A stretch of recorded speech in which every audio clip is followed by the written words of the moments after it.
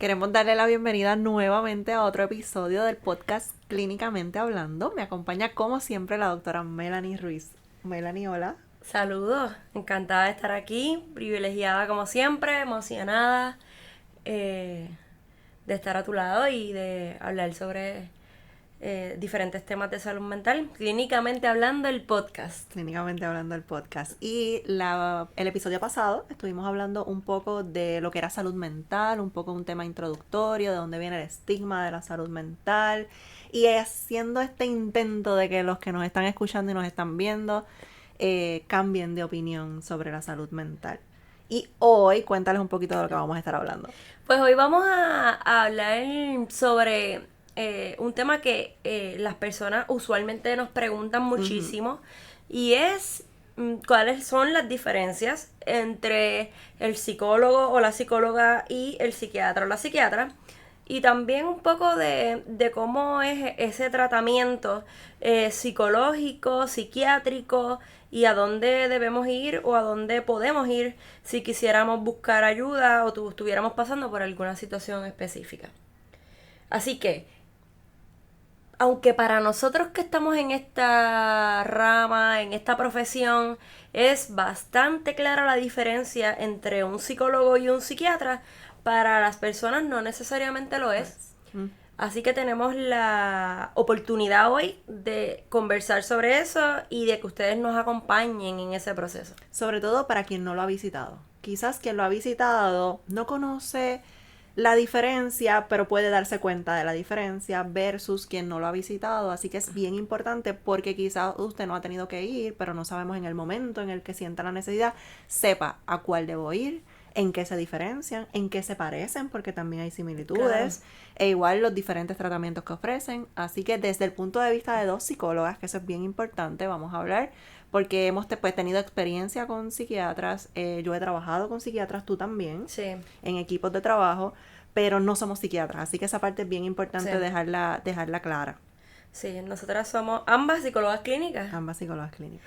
Yo estuve como psicóloga clínica, bueno, en aquel momento como interna, porque era el último año de PhD, doctorado. Sí, de doctorado, y estuve en una unidad de medicina conductual, que es lo que quizás comúnmente se conoce como un psiquiátrico o un hospital psiquiátrico, y ahí estuve todo ese año de internado. Me imagino que aprendiste mucho. Muchísimo, aprendí un montón.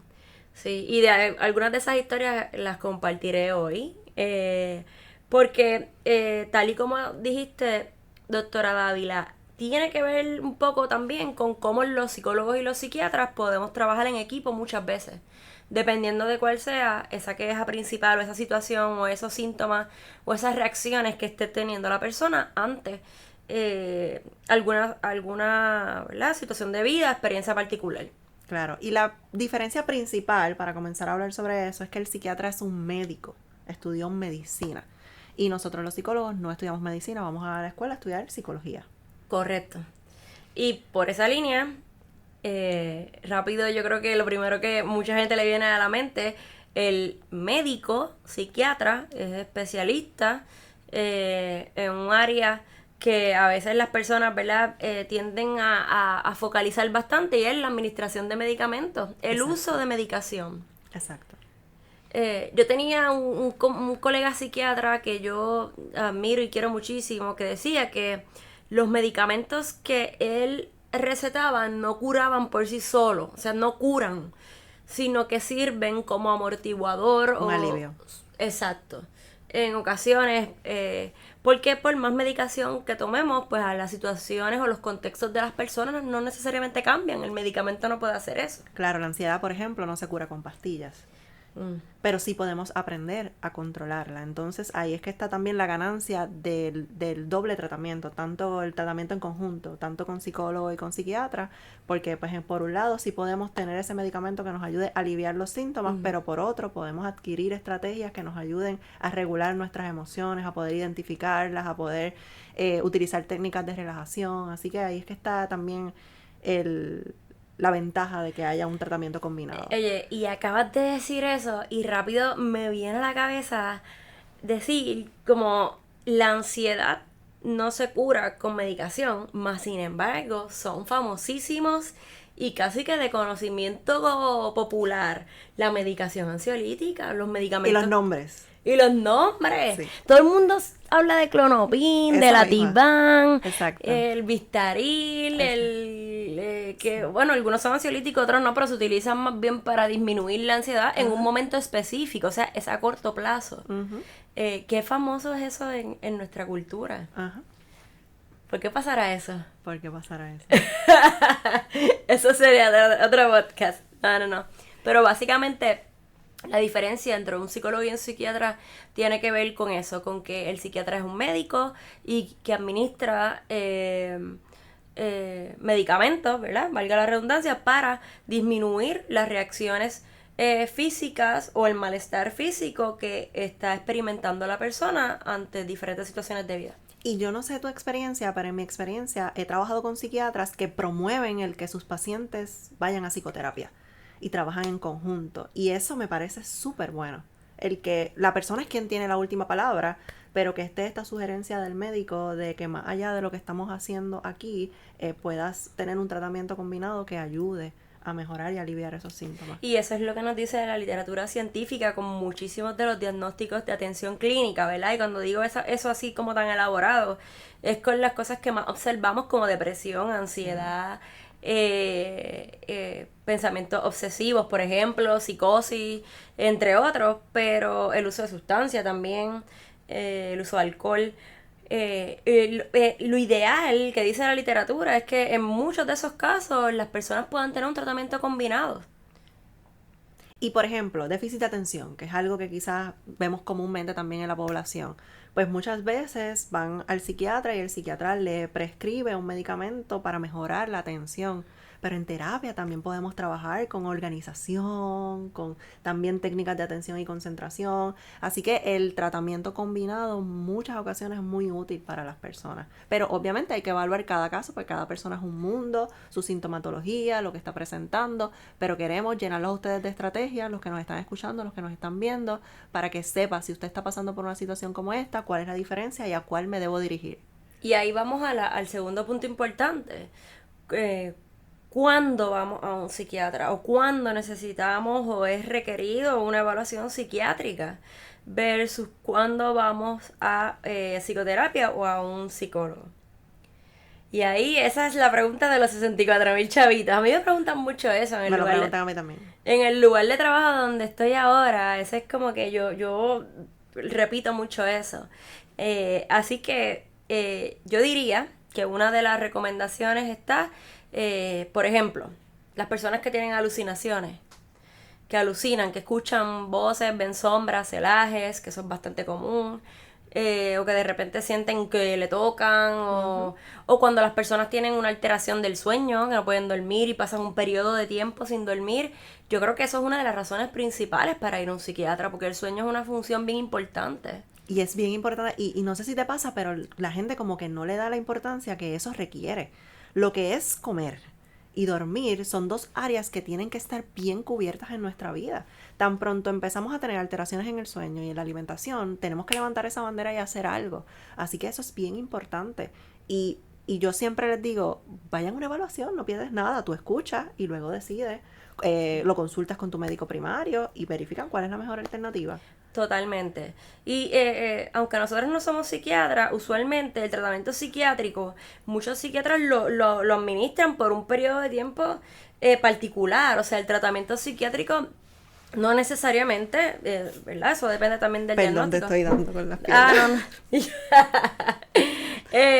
No necesariamente es un tratamiento que a largo plazo se vaya siempre a tener una administración de un medicamento, sino que en lo que la persona se estabiliza, pues se utiliza un tratamiento psiquiátrico. Esa estabilización puede ir desde 24 horas hasta 10 meses, por ejemplo, o un año, ¿verdad? O quizás más, pero el punto aquí es que mientras estemos recibiendo una evaluación psiquiátrica, tal y como dice la doctora Dávila, también es bien importante elaborar unas estrategias que complementen y que a largo plazo pues nos permitan continuar con nuestro bienestar, que era lo que estábamos hablando en el episodio pasado. Sin duda. Y el estar pendiente a cómo nos sentimos, evaluar y sobre todo no dejarnos llevar por la experiencia de nadie, porque muchas veces me dicen, no, es que yo no había querido venir porque es que a fulano le recetan 5 medicamentos y yo no quiero sentirme que ando dormido, que ando embobado, es la palabra que utilizan.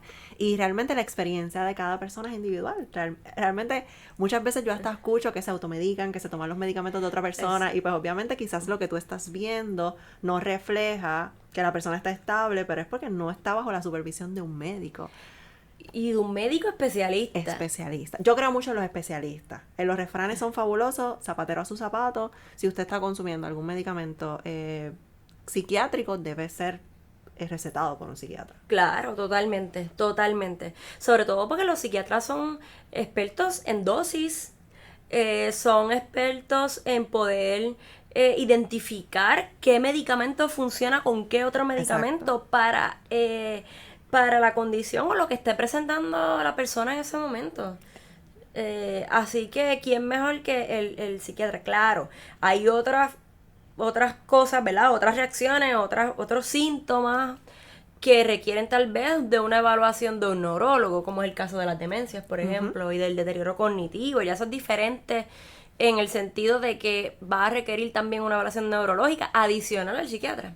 Exacto. O sea, que hay otro profesional que también ahí se integra en esos casos. Exactamente. Y eso es lo bueno de trabajar en equipo, de uno tener fuentes de referidos, de uno trabajar en equipo, porque pues somos un todo y pues muchas veces se están alterando diferentes funciones de nuestro cuerpo y tenemos que saber a quién le vamos a referir o nosotros mismos saber a qué especialista vamos a ir y si no, pues hacer nuestra consulta con nuestros profesionales.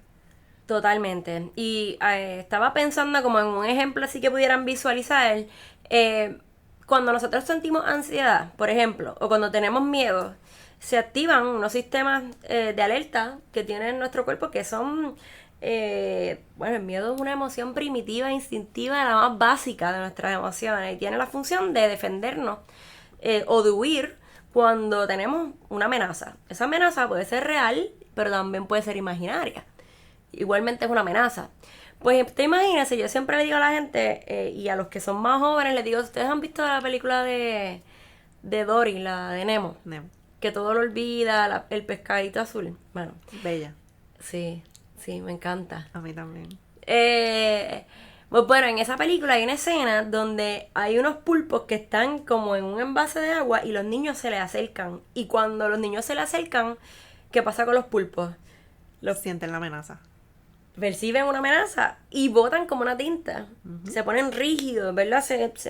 Y uno los pueden buscar en videos de que los pulpos es una buena un buen ejemplo de lo que pasa en nuestro cuerpo con nuestros músculos, igualmente con la liberación de cortisol, ¿verdad? Nuestra cabecita también libera esa tinta, igual como si fuéramos un pulpo cuando tenemos miedo. Así que si estamos diseñadas para que ¿qué tú crees, doctora Dávila? ¿Qué va a pasar si de debajo de esta silla sale un lagartijo? ¿Qué va a hacer conmigo? Yo no sé contigo, pero yo sí sé conmigo. ¿Qué va a pasar contigo? Bueno. Además de que posiblemente vamos a tumbar aquí todo lo que haya. Exactamente. Y eso que dijo un lagartijo, pudo haber dicho que caiga algo del techo, una cosa así. No, del techo. No me está gustando este ejemplo mucho. No, pero la realidad es que vamos a sentir miedo, vamos a tratar de ponernos a salvo, porque yo no sé, pero yo siento que el lagartijo es como si fuera un dinosaurio de grande, como si me pudiera hacer daño. Y ahí está el miedo imaginario. Exacto, sí, exacto. Pero mínimamente yo estoy diseñada para alzar los pies o para treparme encima de la mesa. Pues esa es la cantidad de tinta, la cantidad de cortisol que nosotros necesitamos en nuestra cabeza. Pero hoy en día, imagínese usted que usted está pensando en el problema económico, en el COVID, uh-huh. En todo, que si el nene con la educación virtual, que eso está brutal. Eso es horrible. Ya lo dijimos en el episodio pasado y ahora lo volvemos a decir. Yo creo que ha sido bien fuerte, es que ha sido bien fuerte el cambio que nos ha traído el COVID y la educación y todo lo que nos ha cambiado, el trabajo virtual. A mí me ha encantado, pero no deja de ser fuerte y no deja de ser un estresor cuando se va la luz, cuando se cae el internet, cuando Pero es otro tema. Pero entonces ahí se va la luz y yo tenía el pollo descongelando para cocinar. ¿Sabes? Y sigo por ahí para abajo la amenaza, ¿verdad? Con el estrés ese que conocemos como estrés. Y nuestra cabeza sigue liberando ese cortisol, esa tinta, el cortisol y la tinta del pulpo, que se libera en nuestra cabeza, también la libera nuestro estómago como hormona. Y por eso es que el susto empieza aquí. Ujú. Y doctora, yo tengo como un susto. Para mí, mi centro de control de ansiedad es el estómago. A veces yo no he realizado que yo estoy ansiosa, que estoy sintiendo ansiedad, porque la vez pasada dijimos que no podíamos decir que soy ansiosa, que estoy sintiendo ansiedad hasta que siento como esas mariposas en el estómago. Ahí es que me doy cuenta. Que no son las mariposas que uno siente No son las lindas. No son las de amor. cuando nos hemos enamorado. Ni se parecen. Ese es otro tema. Hablar si nos hemos enamorado algunas veces o no. Pero eso es otro tema. El punto es que, a lo que voy es que los psiquiatras y los medicamentos, en el caso del ejemplo de la tinta del pulpo, pues los medicamentos tienen la función de reducir un poquito y de aliviar hasta cierto punto esa reacción, porque hoy en día estamos demasiado expuestos en el caso del estrés, pues a muchas cosas que son amenazantes y que nos causan estrés.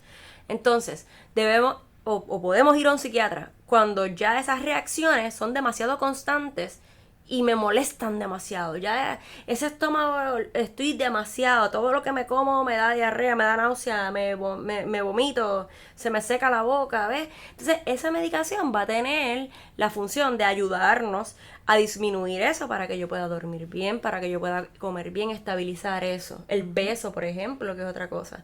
Así que yo siempre refiero a mi gente, a los psiquiatras, sobre todo cuando se altera el sueño, la alimentación y cuando hay una pérdida significativa de peso. Pero a mí me ha pasado, y es de un tiempo para acá, que la gente está más dispuesta, que incluso ellos mismos me preguntan, ¿usted cree que yo debo ir a un psiquiatra? Y realmente, si ya tú tienes la duda, por algo es.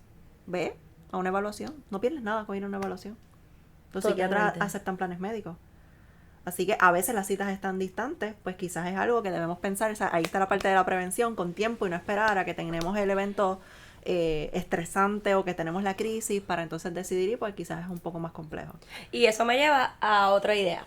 Y es, si estamos en crisis o si ya tenemos, ese estrés ha sido tanto por tanto tiempo, ha sido tan prolongado, que ya no me permite levantarme de la cama o no me permite funcionar, no me permite... he bajado más de un 5% del peso, que eso es lo que dice que se supone que uno no baje en un término corto de tiempo. Pues para eso, o para cuando las personas están agresivas, o cuando las personas, ¿verdad?, se desorientan, pues hay salas estabilizadoras. En Puerto Rico hay varias salas estabilizadoras donde eso es casi como si fuera una sala de emergencia. Lo único que hay un psiquiatra y hay probablemente un psicólogo o un trabajador social que va a dar ese tratamiento dirigido a la disminución de los síntomas que son psiquiátricos o que son emocionales o que son de malestar mental o psicológico. Y es bien importante que aprendamos a distinguir, porque ya la doctora está hablando de que cuando tenemos una crisis, que una crisis no es otra cosa que cuando tenemos más demandas que recursos para poder enfrentarla. Tenemos una crisis y ya nos está dirigiendo a un hospital.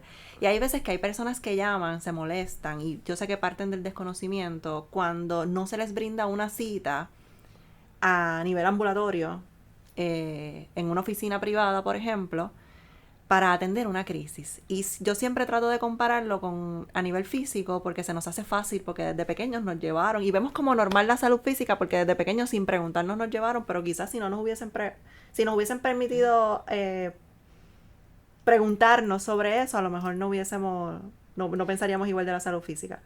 Pues seguramente, porque yo incluso de niña jamás hubiese querido ir a una sala de emergencia, por ejemplo. Pero la diferencia principal es que, por ejemplo, si usted tiene una fractura en un brazo, usted no llama a su médico generalista para pedirle una cita urgente, para ir a su oficina, esperar en la oficina que lo atiendan, y que finalmente el doctor, que no tiene los recursos en su oficina, puede tener el deseo de ayudarlo genuinamente, pero no tiene los recursos para poder ayudarlo. Eso está en un hospital, y por eso nosotros no titubeamos y nos dirigimos al hospital. El doctor quizás se entera después y vamos allá y le contamos: doctor, me caí, me fracturé, me dolió, y todo lo que me hicieron en la sala de emergencia. Lo mismo pasa cuando tenemos una crisis psiquiátrica. No es en una oficina privada donde la tenemos que trabajar. Que ese psicólogo, esa psicóloga o ese psiquiatra puede tener genuinamente el deseo de ayudarlo. Sí, pero no tiene los recursos para hacerlo. Y ahí es que está la diferencia y por eso queremos que usted de antemano no pierda tiempo como si fuera la fractura, perdón. Y las facturas de Luma me tienen así que pienso en facturas. Como si fuera la fractura. De Luma. Eso es otro tema. Es otro tema. Y eso también es salud mental, eso no lo hablamos de Pero como si fuera la fractura, que ya usted sabe a dónde tiene que ir. Pues de igual forma, mira, un ejercicio que usted puede hacer hoy, que nos está viendo o que nos está escuchando, piense a su alrededor, ¿dónde está la sala estabilizadora más cercana? Igual que usted sabe dónde está el hospital más cercano, dónde está ese número de teléfono al que yo voy a llamar, aparte del 911, la doctora sabe muchísimo de eso. Y esos son planes que usted puede hacer desde ahora. A lo mejor nunca pasa y usted no lo necesita, pero si pasa, sabemos lo que podemos hacer. Totalmente, totalmente. Y es importante porque cuando hablamos de crisis y cuando hablamos de sala estabilizadora y de necesidad de una evaluación psiquiátrica urgente, estamos hablando, y voy a repetir esto, de alucinaciones, de agresividad, estamos hablando ¿De ideas suicidas? De ideas suicidas, de ideas homicidas. O de intentos suicidas de también. Intentos de amenazas suicidas, no. Exacto. También la conducta suicida, el comportamiento suicida tiene muchas formas sutiles de aparecer también, y eso es una emergencia en salud mental. Lo es. Así que la recomendación inicial es una sala de emergencia, ¿verdad? Pero si tenemos la facilidad de llegar a una sala estabilizadora, pues tenemos al médico psiquiatra, que es el que es recomendado en esos casos para estabilizar. Entonces, de la parte de atrás de su tarjeta de plan médico, tiene un número al que usted llama en caso de tener una crisis o una situación de emergencia de salud mental. En Puerto Rico, el número más conocido y el que casi todas las tarjetas también van a tener es el número de la línea Paz, 1-800-981-0023. La línea Paz también tiene un chat, usted puede escribir ahí, usted puede llamar de forma anónima. ¿Cómo consiguen el chat? El chat con la aplicación de AMSCA. Las personas pueden bajar la aplicación de AMSCA en el teléfono, y ahí hay un área que dice chatea con nosotros o habla con nosotros, algo así. Le das clic ahí y hay manejadores de crisis en vivo las 24 horas que atienden ese chat. ¿Y qué preparación tienen los manejadores de crisis? Que a veces quizás la gente piensa, no, yo no voy a llamar para allá porque es que yo no sé con quién estoy hablando, o yo estoy hablando con alguien que no sabe, y que sepan que no. Los manejadores de crisis de las líneas de prevención de suicidio y de líneas de emergencia de salud mental, que las hay en diferentes ¿verdad? Países del mundo, pero en Puerto Rico los manejadores de crisis son o trabajadores sociales, que muchos de ellos son trabajadores sociales clínicos, son consejeros, hay psicólogos que están contestando, o sea, no es como que puede contestar esa línea o ese teléfono cualquier persona, así que son personas que te van a orientar sobre qué hacer, a dónde dirigirse, sobre todo cuando estamos pasando por ese momento, que usualmente es un momento difícil, porque es un momento de sufrimiento. Y qué bueno que tuvimos la oportunidad de aclarar eso, porque no es cualquier persona, no es cualquier empleado, pensemos, de una agencia de gobierno que va a estar allí sentado contestando el teléfono. No, es una persona con una preparación que te va a ayudar en ese momento a hacer el referido pertinente o a canalizar lo que esté sucediendo dependiendo de lo que sea. Y que le va a dejar saber dónde está la sala estabilizadora más cercana también. Exacto. Eso es importante. En Puerto Rico pues no hay demasiadas salas estabilizadoras, pero sí hay. Por ejemplo, hay en Metropolitano de Yauco, hay Metropolitano de Cabo Rojo, Metropolitano de Utuado. En Nahuabo. En Nahuabo hay ahora una nueva sala estabilizadora. Sidra, que Panamericano tiene una sala estabilizadora en Sidra. Y San Juan también tiene Panamericano, que a veces la gente solamente piensa en Sidra. Y San Juan, dentro del auxilio mutuo, hay una sala estabilizadora del Hospital Panamericano. Que también es reciente. Y sí. Y hay Trujillo Alto Capestrano, Pavía de Atorrey. Algunos de ellos son salas estabilizadoras que incluyen y tienen espacio para niños y adolescentes. Ajá. Por ejemplo, Sidra tiene niños y adolescentes, Cabo Rojo tiene adolescentes, San Jorge tiene una sala estabilizadora de niños y adolescentes. Y por ahí seguramente se nos han quedado unos cuantas. Pero a lo que vamos es que hay situaciones en salud mental que ameritan una evaluación de emergencia. Igual que a nivel físico. Hay unas que pueden esperar y hay otras que no. Hay unos síntomas quizás, a lo mejor yo tengo un dolor y puedo esperar a que me den una evaluación para la semana que viene, porque no es nada urgente, pero hay otras que no pueden esperar. Totalmente. Igual pasa en salud mental. Hay situaciones que pueden esperar, pero hay otras que no.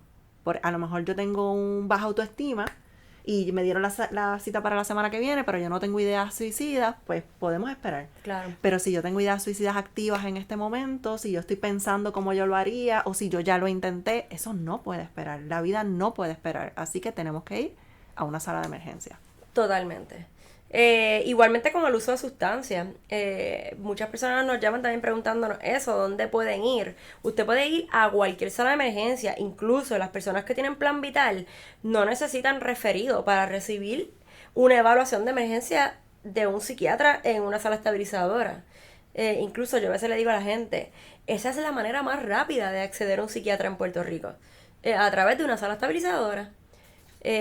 Así que eso es un nivel de cuidado. Otra opción de tratamiento, porque aunque usted tenga su psicólogo, cuando usted tiene una crisis, y esto es lo que está diciendo la doctora Dávila, usted en medio de una crisis va a una sala estabilizadora. Aunque usted tenga a su psicólogo a nivel ambulatorio, porque el nivel ambulatorio de cuidado es otro nivel de cuidado, que es ya la terapia de seguimiento a largo plazo. Claro, y como la persona está estable, pues puede ir a su casa, puede regresar, porque su vida no está en peligro. Y eso es lo más que estamos haciendo énfasis, porque eso es bien importante, bien importante. Totalmente. Incluso cuando usted va a una sala estabilizadora o cuando usted tiene una hospitalización por alguna situación de salud mental, usted cuando lo dan de alta le coordinan una cita de seguimiento a nivel ambulatorio. Y por lo menos en mi experiencia, la persona tiene los medicamentos para hasta que tiene la cita con ese psiquiatra. Sabes que no te vas a quedar desprovisto de tratamiento por el periodo de tiempo que estés sin cita, ¿sabes? Sería lo mismo que te dan de alta de un hospital porque tenías una bronquitis y te dan una cantidad de medicamentos hasta que te refieren al neumólogo para que te dé continuidad, o hasta que te refieren al internista para que te dé continuidad. Exacto. Y si por alguna razón usted tiene alguna dificultad con eso, en el número que usted tiene, en la parte de atrás de su tarjeta de plan médico, usted puede llamar y preguntar, mira, me pasó esto y no me enviaron la receta a la farmacia o tengo alguna preocupación con relación a mi tratamiento. Y muchas personas a veces no saben eso. Igualmente como pasa con cualquier otro servicio de salud, usted tiene derecho como paciente a preguntar su diagnóstico, el tratamiento, la medicación que le dieron, ya sea en ese caso al psiquiatra, pero también en otros niveles de cuidado al tratamiento psicológico. ¿Terminamos con los niveles de cuidado o hablamos de las modalidades de tratamiento psicológico? Pues antes de terminar que quisiera decir que también en Puerto Rico existen las modalidades de tratamiento parcial. Ajá. Los famosos parciales. Sí. A la gente le encantan los parciales. Sí. Y es que es como que el miedo a lo desconocido, pero en realidad cuando tienes la experiencia que tenemos nosotras, que ves el antes y el después, te das cuenta de que lo necesitaba esa persona. Yo siempre digo que es como ese suerito cuando estamos deshidratados. Bueno, eso es un gran ejemplo. Que uno sale con vida y quizás todavía necesitamos un poquito más y por eso está el referido a nivel ambulatorio, pero existen dos tipos de hospitalizaciones, que eso es lo que está hablando la doctora, la hospitalización completa y la hospitalización parcial. La gran diferencia es que, como yo se lo explico a mis pacientes, sencilla, en una te quedas a dormir en el hospital y en el otro vas al hospital y regresas a tu casa, porque tu nivel de cuidado no requiere una vigilancia a las 24 horas, así que muchas personas terminan la hospitalización completa y se refieren a la hospitalización parcial, sí, que regularmente están de 5 a 7 días, dependiendo de cuánto le apruebe el plan médico. Sí, sí. Y hay muchos parciales en Puerto Rico. Hay también. Muchos. Y está chévere porque el parcial incluye también las modalidades de tratamiento, que eso nos da clic para lo que estábamos hablando de las modalidades, ¿verdad? La forma en que se hace un tratamiento en salud mental. Los parciales incluyen terapia de grupo. Sí, y para las personas, por lo menos lo que me cuentan, son útiles porque les da oportunidad de escuchar a otros y cómo los demás han manejado sus situaciones y salen hasta amigos, se escriben después, entonces se da una dinámica chévere. Sí. ¿Hay apoyo? Hay apoyo.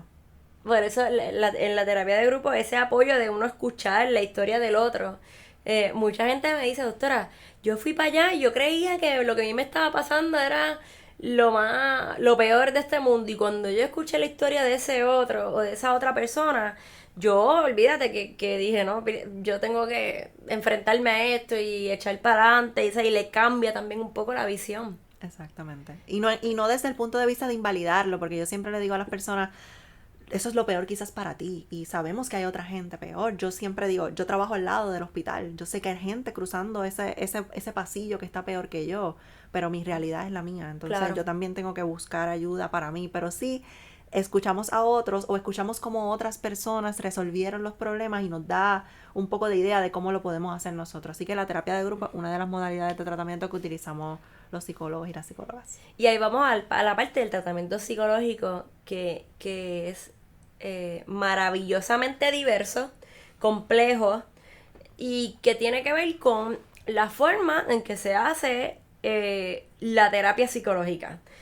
Y clínicamente hablando, eso es uno de los temas que a mí me encanta separar y como que tratar de que las personas conozcan de que hay diferentes formas de hacer tratamiento psicológico. Exactamente. Quizás la más conocida es el tratamiento individual. La terapia individual, correcto. La terapia individual, que es que la persona llama, solicita servicio y se atiende solito. Sí, se puede añadir colateral, pero suele ser en general individual.